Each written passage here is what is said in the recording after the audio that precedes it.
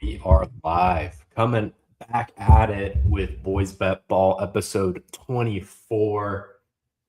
The sports world never stops. And whenever the sports will stop, we will stop. And, it doesn't stop. So we ain't going to never stop. But we are back. Unless it's COVID.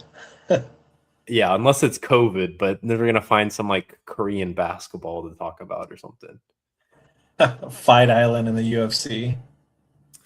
But yeah, we are back, and we had a pretty full weekend full of stuff. Anywhere from obviously the ending week of the NBA regular season, snooze fest for that. I literally watched probably one game the entire week. And yeah, end of the week, NBA, not super eventful.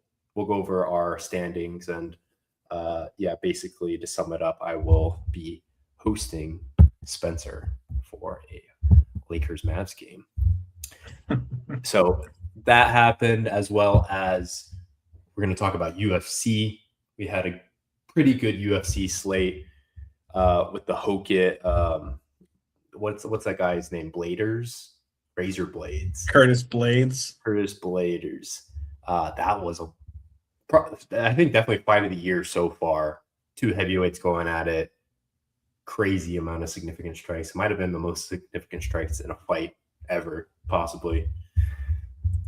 And of course, everyone knows what happened to Yuri. He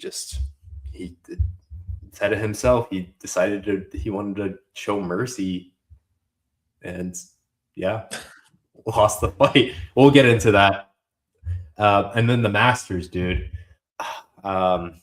Start to finish, it was kind of complete domination, at least the first 2 days, from Rory McIlroy. He won it last year. There hasn't been a back-to-back Masters winner in, 20-something years? I think the last one was Tiger, I want to say. And he did it. He almost choked the chauffeur. He almost choked it at the end. And my guy, Scotty, I had to put a little bit on him. He was like I got him at plus 619, plus 600 for Scotty. Granted, it's the Masters, but still, like, he's been there before. He's already won it twice. And he hasn't played the best this year, but he was in it. Shot 7 under, I believe, the third day. Got himself back into contention. And man, he missed it was a birdie putt that would have tied him with Rory. But he just barely missed it. Anyway, we'll briefly touch on that. And then other than that, not a ton. I really wanted to get more into I guess we can talk a little bit about tennis. We had finally the Alvarez Sinner matchup. And your boy Alvarez, he did not come through. I actually wanted to bet that one. I was really tempted to bet Carlos, but I guess good thing I didn't. Lost both sets. Or both games, or whatever they're called. But yeah, eventful past week in the sports world, and then it just gets better. We have NBA play-in starting tonight, going tonight and tomorrow, as well as throughout the week, and then we have the bracket set for the NBA playoffs. So we will get into it, starting with Williams. Let's talk UFC. Man, there was a lot of really good fights. The only one I really bet was the Yuri fight, and we'll get to that. But I think we wanted to talk. I don't know. Did you want to talk Hokit, Bladers? Yeah, no, I think it was definitely an exciting card. Didn't love it because I don't think a single one of my picks went right. You went 0 for 0 for 6 or something, 0 for 5. Something insane. Like, there were some fights on the prelims that were interesting. The final prelim fight was Patricio Pitbull versus Aaron Pico. These guys were both champions in Bellator, but there's levels to this. UFC is just a different level.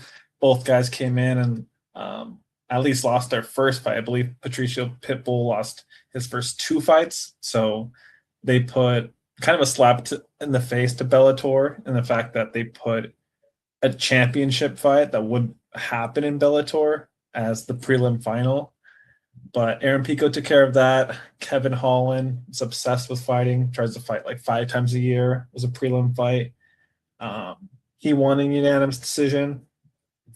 So a couple interesting fights before the main card started.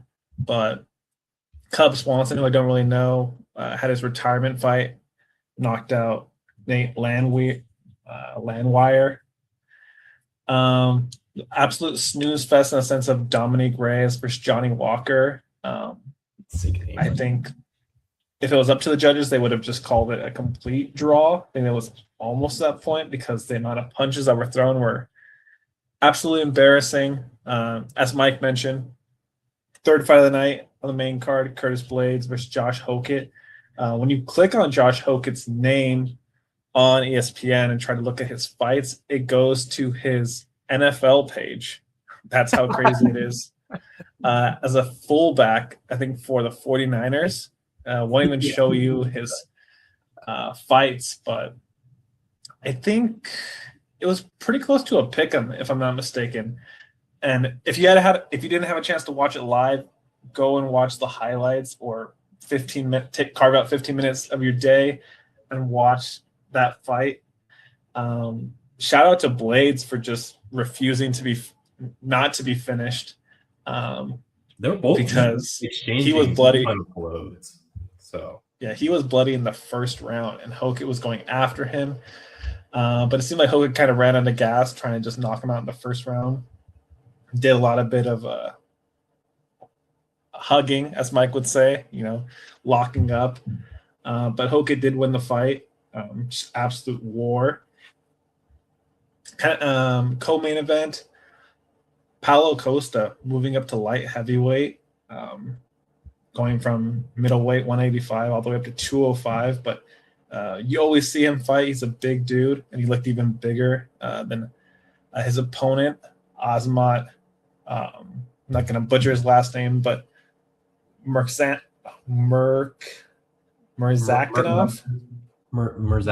yeah. But it was a huge test for Paulo because I don't know if it's been a complete losing streak, but his last 5 fights, I think he's won 2 or 3 of the last 5.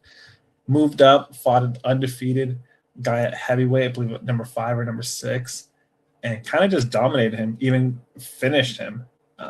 I thought Paulo looked really good at 205, and it'd be interesting to see if he stays at 205, just considering how thin the light heavyweight as well as the heavyweight division is. And yeah, as Mike mentioned, I texted him before because it was pretty much a pick-em between Oldberg and Prohaska, and he confirmed my bias to take Yuri. You were on the right. Well, actually, I can't say we were on the right side of the fight because so many crazy things happened. So, yeah, and we both thought money in the bank because I think a minute and a half into the fight, Oldberg steps back, his knee gives out, and he's compromised. But Yuri, in his convoluted samurai ideology, refused to just attack his knee or even just jump on top of him. Actually pointed to the ground and said, "Hey, I'm not going to kick your leg. Let's fight like men." And kind of was just chasing him around for about a minute or so. Oldberg kind of got backed up into the cage, and Yuri took a step forward. Oldberg hit him with the left. Down went Yuri. And I guess Carlos the adrenaline kicked in. He jumped on top of him, started ground and pound, and the ref had to call it. And now we have a new light heavyweight champion who will probably be out for, at least 5 to 6 months. Yeah, dude, that final fight was so disappointing. Not only just obviously we bet Yuri, right? It was basically at a pick'em. So yeah, of course I'm going to go with the guy with more experience, and sure he's had his his unlucky streak continues. He might be cursed like Izzy, but Izzy's not cursed. He's just washed. Well, that too. But Yuri, I would explain and be like, well, I mean, he's the former champion and he kind of got beat by like Pereira, right? And Pereira is Chama, so it's like he can't be beaten. So, all right, he vacates his title. He goes up into heavyweight. So it's like, all right, now it's Yuri's time to finally reclaim the title. And sure, honestly, I haven't really seen Olberg fight. I kind of looked at his fights and I was like, oh, he hasn't really fought anyone. So this is like kind of like first main, like pretty big fight. And I thought the experience that Yuri had would do him well, but obviously not because the whole fight, which lasted not even a full first round, they were saying, watch out for his left. Watch out for his left. Even Yuri knew, and he was literally trying to like grab like Carlos's left hand to make him like not use his left, and blows out his knee, like scrambles around for a little bit, really weird, and then he's just like leading with his head, and then Carlos, boom, left hook right to the chin, and Yuri's done. So just from a UFC perspective, I think it was a very disappointing fight as well. But I mean, as a finish, it's pretty crazy that it's like, all right, Carlos is cooked. Like he's on one knee, and then all of a sudden he just pulls out a knockout. I know they asked Carlos as well as his manager, and they said, yeah, if the fight went past the first round, they would probably just throw in the towel because he was compromised and no way he could last a 5-round fight. But that didn't matter for Yuri. Yuri said, hold my beer. He said, watch me get knocked out by a guy with one knee. And yeah, the post fight interview said it all. He just kept saying, man, I had it. The fight was mine. But it wasn't. He decided to step into, range, get clocked by the left, and I don't really know where the light heavyweight division goes. You have Ankalaev, who lost the title to Pereira. They're 1-1. He probably would be the next in line, considering the fact that Carlos won't be able to defend for probably the rest of the year. You don't want to hold up the division, so you have kind of an interim championship fight, but when you throw Yuri back in there, like for his 6th shot at the title, who else do they have? Roundtree, who Yuri knocked out. Like, there's not too many guys to make a fight. I mean, you call Pereira back, but I mean, I think, not getting ahead of ourselves, but I think he's going to beat Gon. He's Chama. So why go back down to light heavyweight? Seems like this might be somewhat of a retirement fight for Pereira, but once again, getting ahead of ourselves. But yeah, absolutely gutted by Yuri. Just kind of just speaks to his fight IQ, Yeah, ultimately I think I don't know how it works, like you holding like two titles. I would assume it's like very difficult because like the fluctuating back and forth in weight has to be tough. But I don't know, maybe if like Pereira somehow loses the heavyweight title, he's like, all right, like let me just go back to lightweight and just like win that one real quick. Yeah, I mean, looking at the rankings right now, they still have Alex Pereira, Ankalaev, like I said, Olberg, Yuri, Roundtree, and they actually have Paulo Costa. I don't know if they've updated the rankings yet. No, they have Paulo at number 6, so maybe you make it Ankalaev. I would love to see Costa because honestly, like you said, other than Pereira, like let's be honest, like I mean Roundtree, sure Yuri knocked him out, but it was like a pretty competitive fight. But I wouldn't say any of these guys other than like Pereira is like dominant, I think. Yeah, and who knows what Carlos is going to look like when he comes back, and then when he comes back. So I think Costa just has a chance just as much as any of these other guys. Yeah, so unfortunate UFC card, entertaining, but just was on the wrong side of it. That happens. Yeah. You kind of touched on the Masters. I don't know if you wanted to go any deeper into that or just keep it moving. Yeah, nothing too much. I mean, the Masters is the Masters, and it's crazy that Rory won back to back. You know, after how many years of being a pro and finally winning the green jacket last year, and then he goes back and repeats. Uh, yeah, I mean, it just shows the experience. You know, like yeah, he had a massive like historic lead, but he did finish it out. While the other guys, it kind of goes to experience as well. You know, Sam Burns was leading into day 3, I believe, and she couldn't close the deal. And then you had Justin Rose. I mean, Justin Rose is a super like long time veteran, and I Yeah, don't know always the bridesmaid, never the bride. exactly. And he missed a very easy putt for him to, I believe, tie with Rory, like 11 under or something like that, or 10 under, and he missed it. So that's why I was like, if anyone could beat him, it would have been Scotty, but Scotty was too far behind. Yeah, and I don't know if you saw the clip, but Rory had a shot at birdie on 17 and he just missed it. And maybe that would have pushed Rory to, you know, finish off hole 18, one less stroke. But if Scotty knocked down that birdie and all things held the same, we were looking at a playoff. No, and it would have been a. Oh, I guess they would have been because Scotty finished what 10 under, and then Rory He was was one stroke short. yeah. There might have been like a 3 or 4 place a person playoff, which that'd have been awesome. Yeah, but golf is pretty crazy. I don't know. Did you want to touch on the Monte Carlo at all?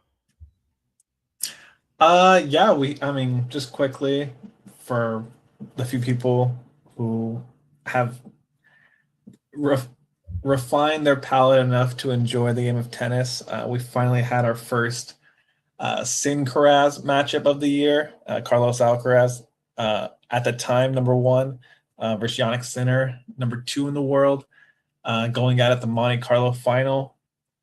I woke up early and I think I kind of woke up right in time for like the tie break in set 1. I think Carlos double faulted or he kind of just made an error to lose the first set, and the conditions were just absolutely awful. Like if you look at all the past historical matchups between Carlos and Yannick, um, they this is probably on the lower end of those matchups just because there was a lot of unforced errors between the two, just with the conditions. But yeah, ultimately Yannick came through and won in straight sets and has reclaimed the number 1 ranking in the world. Carlos is playing this week in Barcelona, and if he wins that tournament, he will retake the lead by 10 points. So if you just don't know how rankings work in tennis, it's on a continuous 12-month cycle. So if Carlos had won Roland Garros last year, which takes place, I believe, next month, you get as many points for that tournament, and you have those points until that next Roland Garros begins. So last year, from the Australian Open, basically all the way to Roland Garros, Yannick Sinner was suspended because he took some cream that had a performance-enhancing drug in it. Kind of controversy back then, but it wasn't enough to suspend him, give him a giant suspension. So he missed out on a lot of points. What was that? Did he secret stuff? Yeah, exactly. They're always giving him crap about his cream. But yeah, from like January to April, May, Yannick didn't rack up any points. So any points he racks up during this time period only helps him. And tournaments that Carlos doesn't win because he won a ton on clay last season only hurt him. So it's just awesome to see them. Unfortunately, the final didn't live up to their past billings. But hopefully we catch them at the Madrid Open, which is going to be in about a week or two. Yeah. But yeah, I mean, tune in. Right now they're playing in Europe a lot, so either staying up super early or staying up super late or waking up early, depending on where you're at, and it's a fun time. Yeah, it's just hard to keep up with all of it because it's like you're like I mainly track the the big four, except actually mainly three for me. It's just tough. Like NHL just happens to be basically the same season as the NBA, like same timing and everything, and maybe like a little bit later as far as like the Stanley Cup playoffs. But it's so tough. I guess if you were like a day round better, like I have a day job right now, but when if I don't, then I can pay more attention to tennis. But right now, I kind of stick to the main tournaments. Yeah, exactly. Like all the matches. I mean, the first match started like 2 a.m. This morning, and I picked 8 matches, and I missed on one just because of Bublik, who lost to Carlos at Monte Carlo, and I believe in the quarterfinal. Absolutely hates clay, and his mental is just very, very poor. When he gets down, he kind of just quits. So I don't know when Bublik will be on another ticket for me in the future, but he's banned for the foreseeable future. Yep, just like Yuri is. All right, let's go ahead and hop into the NBA. Then we have our first play-in games happening tonight. First one in the next 45 minutes, and that is the Miami Heat are visiting the Charlotte Hornets for a play-in scenario, 7 versus 8 seed for the Eastern Conference. And then later tonight, we have the Portland Trailblazers playing in Phoenix against the Phoenix Suns for the Western Conference 7-8 matchup.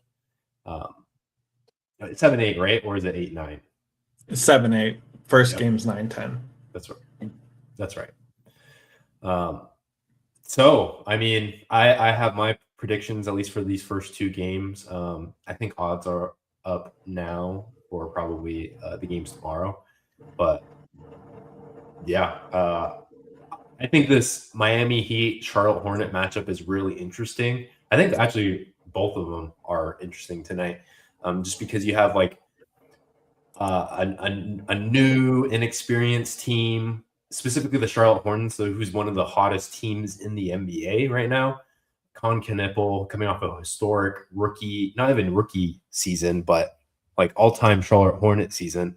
He's a franchise leader in three-pointers made for the Charlotte Hornets as a rookie, and he led all players in the NBA in three-pointers made as a rookie as well. So if I had to vote, I would pick, even though I love the Dallas Mavericks and Cooper Flag, Con Knippel would be my rookie of the year. And they have a really young team. Brandon Miller, LaMelo Ball, Moose Diabate, or however you pronounce his name. And, of course, you can't forget Bruiser, Miles Bridges, against a veteran-filled Miami team who Eric Spoelstra, I mean, unfortunately, the play-in trio of Miami, Atlanta, and Chicago got broken up. Chicago not even making the playoffs. So it's kind of sad to see them go. But Eric Spoelstra, no matter how poorly constructed and bad the team is, like he always finds a way to somehow make the playoffs or play in.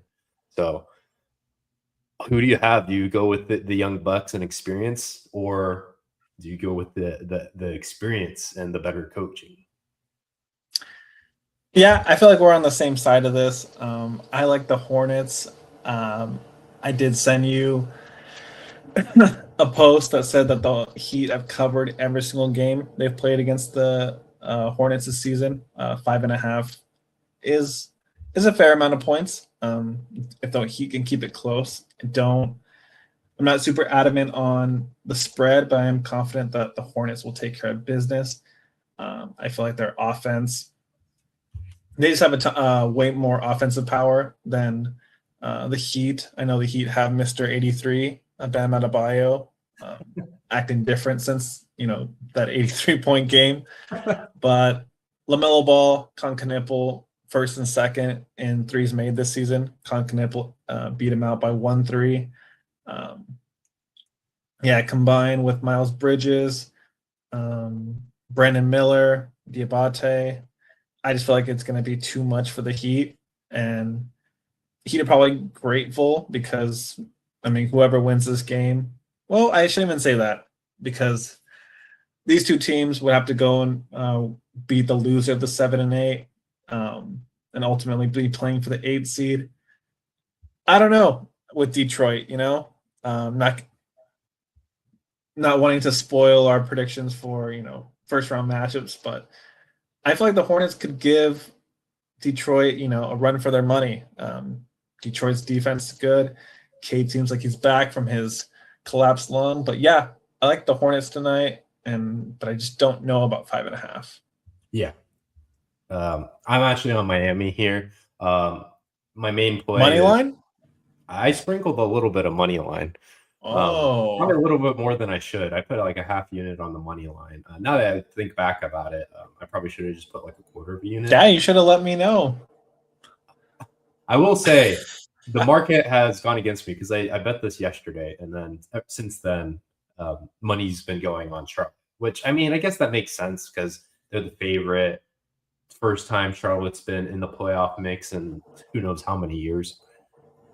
So I know a lot of people are super hyped on Charlotte, and it's very reasonable. I mean, like I said, they're like the hottest team in the NBA right now, and they have, like you said, greater firepower. And I think if they really push the pace, and I want to say these playing games typically play not exactly like a true NBA playoff games, because a lot of these playoff games are very slow, unders all day. So I was actually surprised to see this total being, I mean, not that much surprise because it's the Hornets here.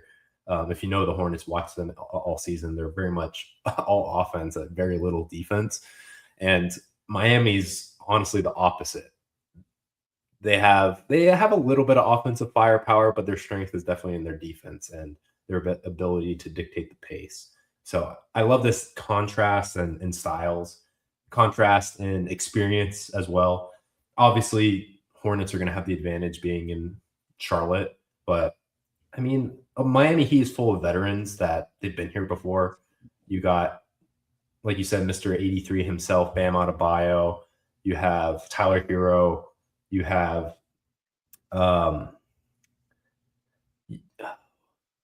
Norman Powell. Yeah, Norm. You got Norm Powell. And you got a lot of really good role players on the team. Yeah, the big thing is if Charlotte gets out to a big lead and is hot from three, I think that's really going to get them. But one thing I really like from the Miami Heat side is they always play a lot of zone. And you typically think, oh, team plays zone.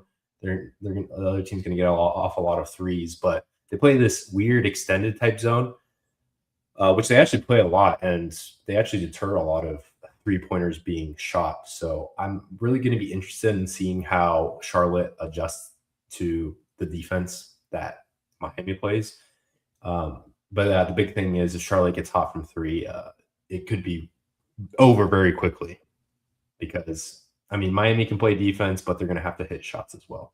But this is also a Charlotte team that doesn't play much defense. So I think it leans me to say, and that's why I bet at the Miami Heat. So, like I said, I took the 5.5, and then I also took a little bit of money line. And now that I'm looking at this total, it just depends on, like, I've seen stuff where playing games typically play at a little bit faster pace than like a traditional like playoff format where it's like a 7-game series. So I mean, I know these teams, especially the Hornets, like to play really fast, like to shoot up a bunch of threes, play no defense. Well, I'm very curious to see, like, I kind of want to play the under as well, just for the fact that it's a more playoff-like game. So I can see things slowing down a ton. So you said you like the under 228.5? I'm kind of thinking, yeah. Interesting. Yeah, because I pulled up the regular season matchup. Miami won the series 3-1. However, 2 of those 4 games were played prior to Thanksgiving, or Yeah, before Thanksgiving, so October, I believe it was game one they played. Or sorry, not that was just game one against each other. But yeah, early in the season, late October and early November. So obviously the Hornets have been one of the hottest teams since like the All-Star break. Miami did beat Charlotte in Charlotte the 6th of March, so the 6th of last month. But then they came back to Charlotte, and Charlotte beat them by 30 on St. Patrick's Day. Looks like all of the games have gone over the current line. I know what you said. Playing games are similar to playoff games. They might even officiate the game a little more like a playoff game in terms of letting the guys play. But I was going to say maybe just take Charlotte money line and, alt the spread down to low 220s. I feel like that's probably the move that I'm going to go with. But yeah, we'll see who's right and who advances to play the loser of 7 versus 8 in the Eastern Conference. Yeah, I mean, I still think it's going to be Charlotte. Charlotte being at home, the run that they've been on. I think they match up decently well against Miami. It'll be interesting. Like I said, it's all about Charlotte's ability to defend when it matters, and then Miami's ability to get buckets when it matters as well. And Miami's not a great offense. I trust their defense a lot more than their offense, but I do not trust the Charlotte's Hornet defense at all. So yeah, it'll be interesting to see how much defensive effort they bring. Yeah, I think I even might just. The thing is, what I've seen a lot, and I actually have Kalshi open right now. Something that I've done, and maybe you think it's smart, maybe you think it's dumb, but I'll look at odds for money line, and I don't think Miami is just gonna, get pushed around. So I mean, it's showing Charlotte 69%. Are you saying take Miami money line, and then as it gets a tighter game, then you cash out of it? No, not even that, but just take what is that? That's 31%. I can take Charlotte at 69% money line, or I can take Miami plus 12.5 at 72%. So just Miami very well could win, and just are you really gonna just take a money line for basically the same odds as an alt line of Miami plus 12.5? That's a logic that I sometimes go into. It's not worked 100% of the time, but it has helped me to just remove myself, because how much I love betting favorites, and just okay, a favorite's 75% chance of winning. Why don't you just take the points and alt them, and then you get a juiced up spread? Because then you also have the upside if Miami does win. Exactly. Yeah. So you're not. Yeah. The only thing that really kills you in that situation is a blowout. A Hornets blowout. Yeah. Versus Charlotte could still win, but then Miami could still cover. But if Miami wins, then you're hosed. Yeah, we didn't go over any these last week's games, but that was kind of a strategy I employed. Didn't always work. As I mentioned, what was that? 2 weeks ago, I took the Bulls or the Grizzlies versus maybe the Suns, and their spread was 18.5, and I took it to 25.5. They got outscored by 30. Yeah, it was a 3-point game going into the fourth quarter, and then they got outscored by 25 points, and I lost in the fourth quarter.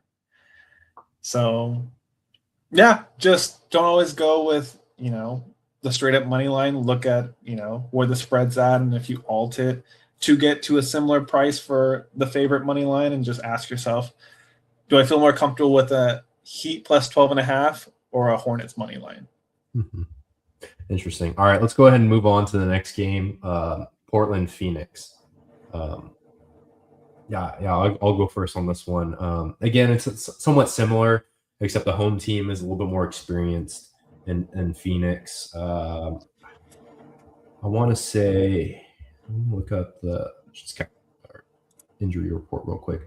But I mean, Portland's kind of been surprisingly good this season, despite me thinking they weren't going to be very good. Denny Avdia is the main reason for that. And they get really good production from their bigs. Klingon has been really good for them this season. They have many bigs to back them up. When Robert Williams III is healthy, he provides, productivity. The big thing, and then Scoot Henderson, he's kind of panning out to be somewhat of a bust. Caleb Williams, surprisingly, has given them a lot of big production as well. Unfortunately, he's stuck behind Scoot. But I think you said Caleb Williams. You mean Caleb Love? Caleb Love, yeah, that's what. Not the lefty one. But the only thing that's worrying me, and I did take the Phoenix Suns. The market is kind of against me right now. Odds are slightly less in my favor. But Grayson Allen is still questionable for this game. I believe he still will play. It's basically you win or you're out. Or I guess this one's 7-8, so they still technically have another chance at it. But that would be my only concern. I like Phoenix. I know they had a really surprising start to the season, kind of tapered off after the All-Star break. But I think their coach is a very good coach, and I think should be in the running for Coach of the Year. And Grayson Allen has really come into himself. That's why I'm really wanting him to play, and I think he will go. I'm not exactly sure what the nature of his injury is. It says left hamstring soreness. So I think he'll probably play. Of course, you always still have D-Book there. You have the best player on the court, even though he's probably had a subpar season this year. But I go with the experience, as well as the Phoenix has played pretty well at home throughout the season. And Portland is still very inexperienced. But you never know. Portland could surprise. But this line was pretty small. I grabbed him at 2.5. So I chose Phoenix. Yeah.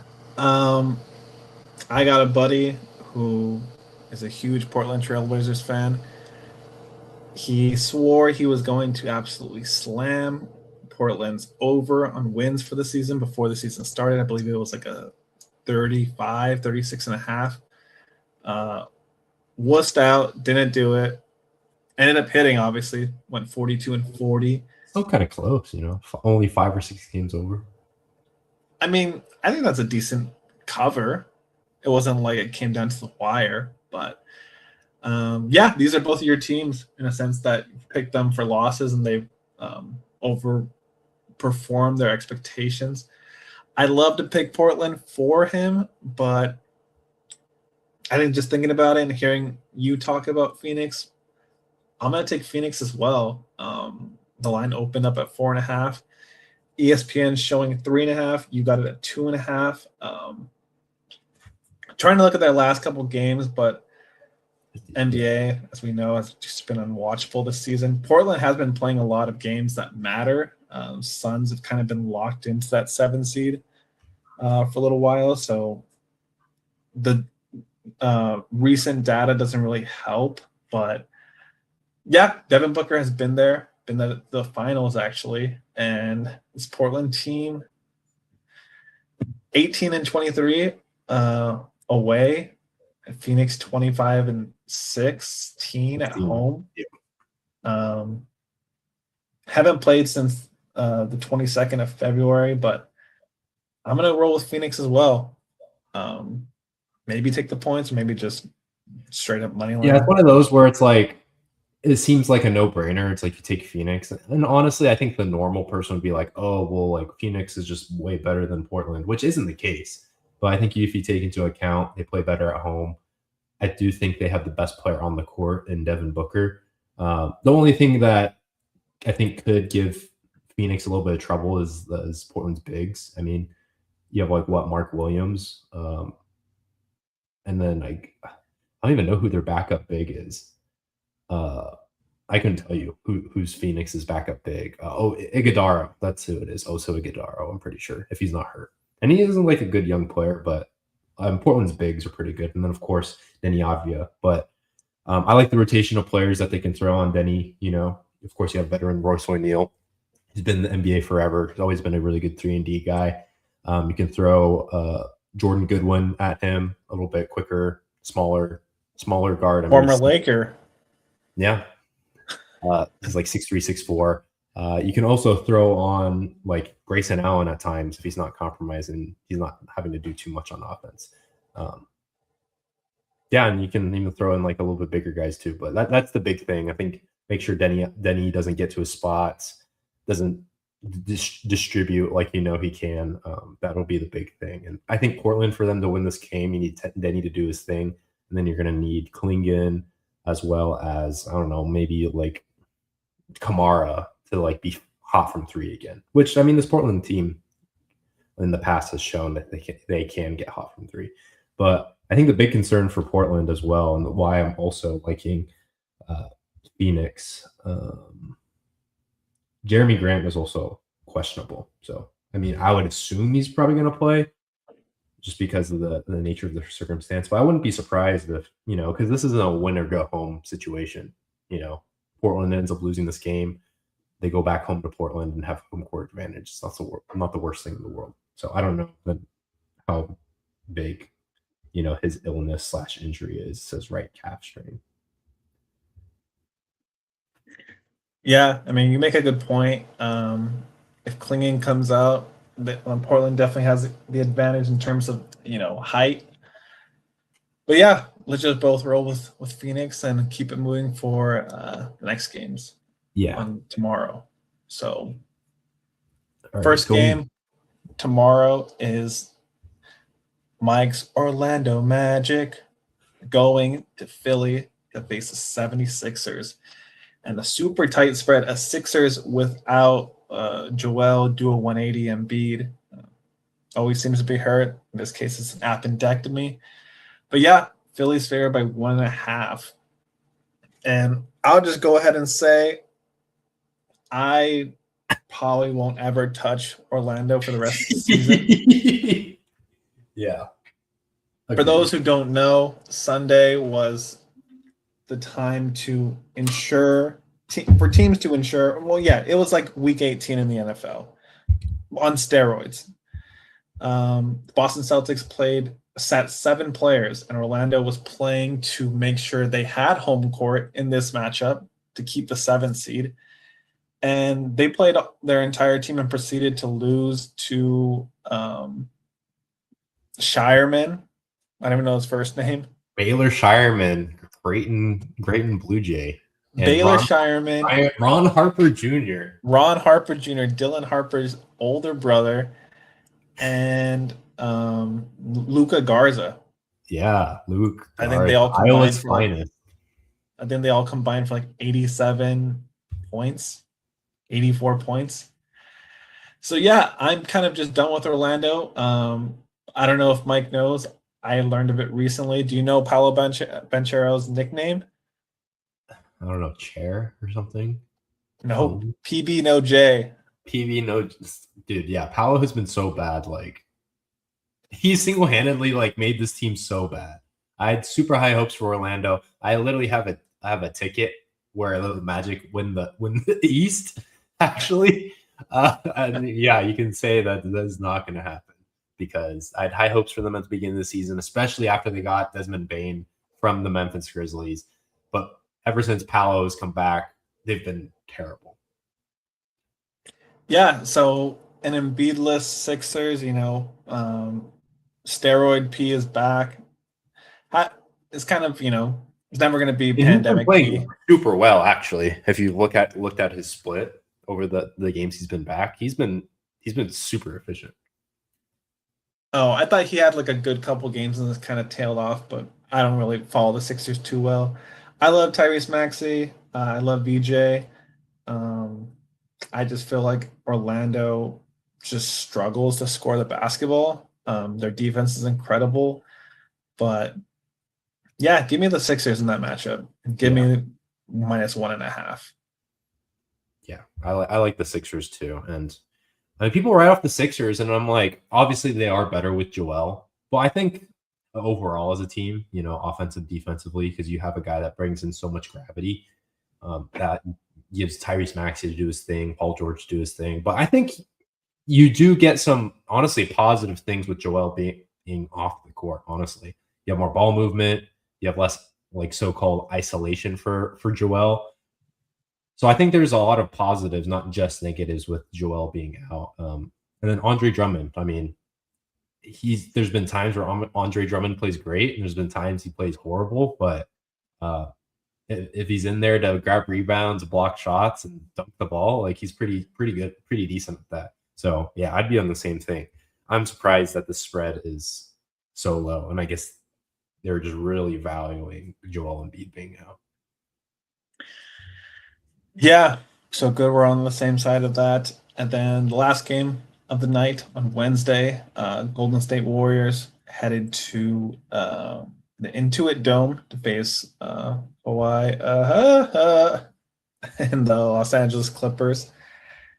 Yeah, I'm surprised. Well, I'm not surprised because the seeds 11 through 15 in both conferences have been eliminated for months, but Warriors have had quite the season. I believe Curry has missed at least 30 games this season with various injuries. They decided the fix was to trade Kuminga. I know they've had their issues throughout, I guess, their whole tenure together. That marriage finally ended at the trade deadline. Shipping him to Atlanta and getting Kristaps might have HIV Porzingis. Seems like he's missing games all the time, but what is he not missing? I'm surprised to see the Clippers. Well, what was that? When is he not missing games? He's like historically missed games all the time. Yeah, I have know, no but for him.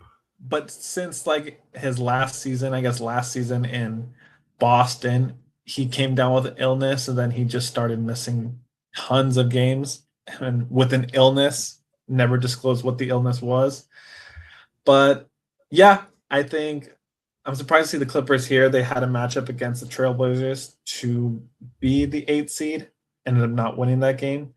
But I like the Clippers here, and you could probably I want to lay the 5.5, but the Warriors can always just keep the game close. Yeah. So I don't know. I don't really want to have anything to do with this game. Also, that their injury report hasn't been submitted yet, so it'd be interesting to see like who's actually available to play. I know Steph should be good to go.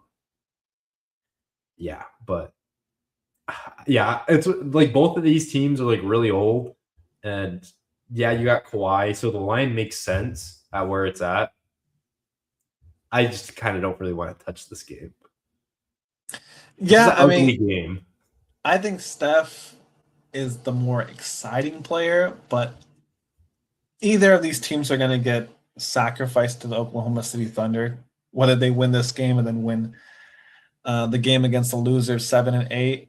I just think the Clippers would give a better fight than the Warriors. I feel like they would just put Steph in the Dort chamber and they'd be lucky to win one game. But it's not like who would be a better matchup. It's like who's going to win this game. Yeah, I know, and I like the Clippers. Like I just think they have a better overall team, more offensive firepower, and you could even say better coach. To be honest, I think they're pretty even. I mean, Golden State's roster just is terrible. Yeah, I know. I just feel like there's no doubt Steve Kerr is a good coach, but Tyronn Lue, I just seen him do a lot more with less. Like before they even had Kawhi, they made the playoffs with like Montrezl. I will say them bouncing back has been a huge accomplishment for Ty Lue. Like even just being, starting 6 and 25 or something. 6 and 21, I think. Yeah, I will say I used to speculate about Steve Kerr as well until they won their 3rd championship without KD, and I was like, okay, like Steve Kerr is like a Hall of Fame coach. But I mean, you still had a great team around them, so I get you need a good team to win a championship, but I just don't think Ty Lue gets the flowers he deserves. So you don't want to touch this game. I'm going to touch all of the games because I don't know. I have a problem, and I like the Clippers. All right, let's hop real quick into the playoff bracket. Let's see. I can probably pull one up. And I should be getting my PC built pretty soon, so my streams won't be freaking laggy as freak whenever I'm sharing stuff. And I can also watch freaking games at the same time as I'm streaming. Let me see, NBA.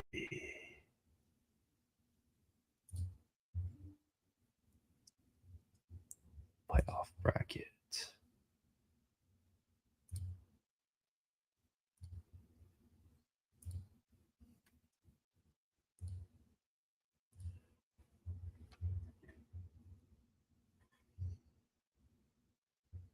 All right, we talked about the play-in games. Who would you say is going to win the NBA championship? We'll start with that. Well, first, who's going to win the East? Who's going to win the West? Who's going to win the championship? And then we'll go like our dark horse picks. I'm sorry, can you say that one more time? Yeah. So let's do East-West winner, championship winner, and then dark horse picks from each conference. Yeah, I mean, I looked on Kalshi, and my pick for the finals is the highest probability pick. I think you can call me just chalk, but that's the way I see it. I like Oklahoma City coming out of the West, and I like Boston coming out of the East.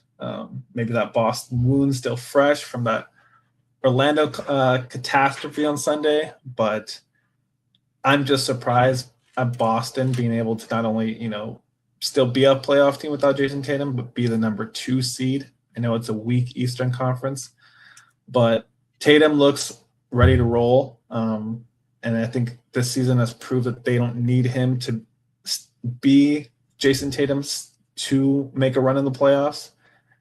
And I feel like Oklahoma City got a huge blessing on Sunday by San Antonio losing to the Denver Nuggets, and now they're on their side of the bracket.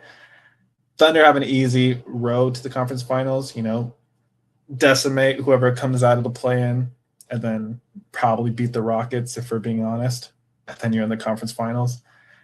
And I actually like, for the first time in 7 years, Oklahoma City to repeat. I feel like they just have too much firepower. Everyone wanted to knock them. They wanted to praise them first, thinking they were going to break the Bulls record, or the Warriors record rather. But they still won 64, 65 games. So that's my prediction. Yeah, I mean, I'm kind of right there with you. Thunder, I mean, they're the team to beat. I just checked Kalshi, and they're, I believe, plus 113 on Kalshi to win the championship. I'm kind of a little bit sad, but I mean, my bet's right. I bet super early future on OKC to win the championship like 3 or 4 months ago, and that was plus 107. And so still right on par with what it is. Yeah, I think they're the team to beat. And especially since they don't have to play the Spurs, which I think, obviously, I mean, being the number 2 seed, I think they're the only team that really has the Thunder's, card and being able to beat them. So, yeah, Thunder is my pick for the West. East, I don't want to pick the same thing as you, but I think it's somewhat of a no-brainer. It's like the East, the Celtics are by far the best team. They have the best coach in the Eastern Conference in Joe Mazzulla. He's proven he's the coach he is, one of the best coaches in the NBA. And yeah, just not having Tatum for all the season, getting the number 2 seed, and then Tatum coming back, and almost like he really hasn't skipped a beat that much, except for that New York Knicks game, which I freaking bet the Celtics on to cover like plus 3.5 or plus 4.5. And Tatum after the game was like, "Oh, I kind of got like nervous, like coming back to the Garden." I was like, "Come on, dude." Anyway, yeah, Celtics are the team to beat. I think they're the most complete team, and you clearly saw. And what I love for this scenario is the fact that because they had the major injury to Tatum at the beginning of the year, Jaylen Brown did his thing. Peyton Pritchard got a little bit more share of the ball and scoring, and you have your role players step up. That way, whenever Tatum did come back, you have all these guys ready to go for playoffs, when, you play these 7-game series, someone goes down with an injury, next guy needs to step up and produce. Celtics players have that experience already throughout the regular season. So I really like that. I would have liked the Pistons, but just the fact that the severity of Cade's injury obviously makes it to be like, all right, like I don't know if he's going to be 100%. He's probably not going to be 100%. No one's really 100% at this point in the season, but that's a big concern because he's literally like the whole team. He makes that team go. And then the Cavs, they made the big trade for Harden. I'm a big Harden guy, but this team's just not good enough. I think they actually can make the Eastern Conference Finals, to be honest, though. I also wouldn't be surprised if they got upset to the Raptors, but I think they have enough veteran presence and enough firepower to beat the Raptors, and I think they could beat the Pistons as well. Come on, we can't have any thinks. We need those clicks, Dude.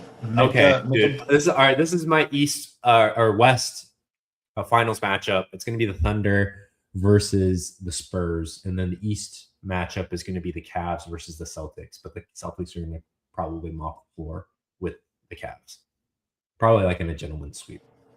And then it'll be OKC Celtics. I think OKC wins. All right, yeah. I didn't say my conference finals matchups, but I would probably have the same, except I'm going to take Nikola Jokic to go against Shea in the conference finals. I think that the Nuggets kind of have the Spurs number, which people were just dumbfounded that the Spurs let the Nuggets bench players beat them yesterday because they weren't. They didn't sit everyone. I think they just sat Wemby.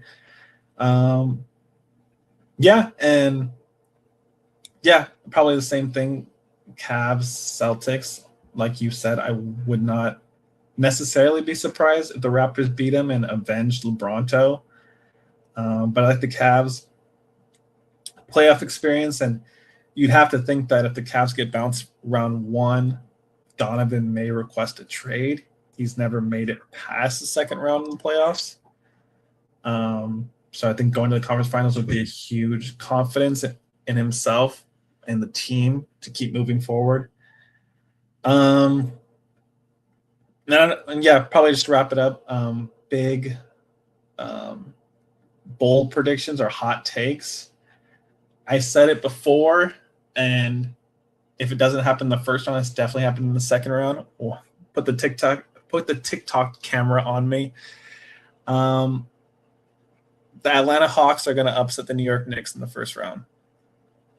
Yeah, I like that as well. I really like the Hawks ever since they made the acquisitions that they did. They're a way better team. They're a super hot team right now, and the Knicks, man, it's just tough when your best player is a point guard that is a scoring point guard that's undersized and isn't great at defense. I mean, you have a lot of good wings surrounding him, but also like low key, I think the Hawks have the advantage in the coaching matchup as well. Yeah, I mean, you can argue that Trae Young has kind of held this team back, has provided a ton of offense, but they've been able to get a lot of that offense back with CJ McCollum and the emergence of Jalen Johnson. And once again, it's a hot take. I think it's a 70-30 split, Knicks-Hawks. So if it doesn't happen in the first round, you can clown me, but I said it months ago after the Knicks had some awful loss. I think it was to Detroit, that the Knicks would not make it past the second round. And if they do beat the Hawks, they will lose to the Boston Celtics. Yeah. The only way I think the Knicks have the advantage is in the center position. Like if Cat kind of goes crazy and he's like really plays like he needs to play like he's like the best player in New York, because as much as I love Brunson, Mavs drafted him, kind of helped make him become the player he is today. Like anyone on that Hawks squad in their starting lineup, even their bench can guard him. Like they'll take turns guarding him. They'll probably switch 1 through 5. So the big thing is going to be like, all right, can Cat take advantage of? I mean, the Hawks. Who's their starting center? Okongwu. Okongwu. I mean, I love Okongwu, but Cat is like way better than Okongwu. And then their like backup center is like Mohamed Gay. So I think Cat really needs to do damage in that series, and I think he can. So I think that's the key for the Knicks to win that series. But in all other positions, I mean, I love OG, I love Mikal Bridges, Josh Hart, but I think they're going to kind of have clamps on Jalen Brunson. Yeah, and I think that's probably my only big upset. You could argue 4 or 5 in the West, but I believe the Rockets are like above an 80% probability of winning. And JJ Redick said Luka and Reeves are out indefinitely. As much as I love LeBron, he says he's the healthiest he's felt going in the playoffs since 2018. This is not 2018, and to have Luke Kennard and Rui Hachimura be and Luke's kind of balling out, not gonna lie. He is, but it's the Rockets, Sengun, KD, all their team chemistry issues. It's just too much defense for the Lakers. And yeah, I'd be shocked if we come out of the first round. And if we do, just to lose and sacrifice 5 to the Thunder. Probably 4, to be honest. 5 if Luka is able to come back, which that's probably unlikely because we won't get out of the first round. But I feel like it's chalk the rest of the way. The Timberwolves Nuggets matchup's always cinema, but I do feel like the Nuggets are going to come out on top. MVP could arguably be Nikola Jokic, and we don't know how healthy Ant Edwards is. Was struggling with a couple injuries towards the end of the season, and the rest of the matchups are pretty self-explanatory. But like you said, don't be surprised about this Cavs-Raptors matchup. Raptors might just be fool's gold. They beat up on a lot of bad teams this season, but they do have a lot of dogs on their team. They do, yeah. So you can't count them out. All right, cool. We'll wrap it up there. Yeah, exciting stuff happening in the NBA. Once the NBA is kind of starting to go, we'll talk baseball a little bit next time. Yeah. Let's go ahead and make some money. Be responsible. This is not financial advice. Let's watch these games and let's hit and get our freaking money back. If we didn't lose our money, then let's make more. Take balls to bet. All right, let's go. Right. Let's go Hornets. Yeah. Oh, let's go Heat. All right, catch you later.